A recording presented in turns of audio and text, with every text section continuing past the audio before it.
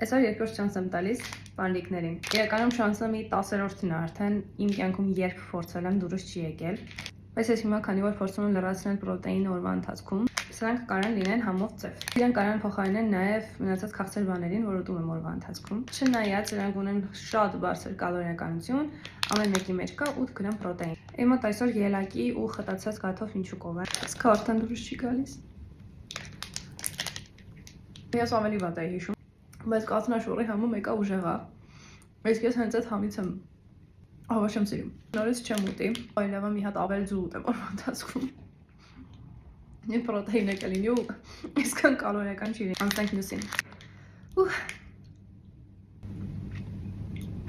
Ինչ խոսք այս մեկի մեջ կաթնաշորի համը շատ ուժեղ չի, բայց ինչ-որ ուրիշ համ կա շատ վատ։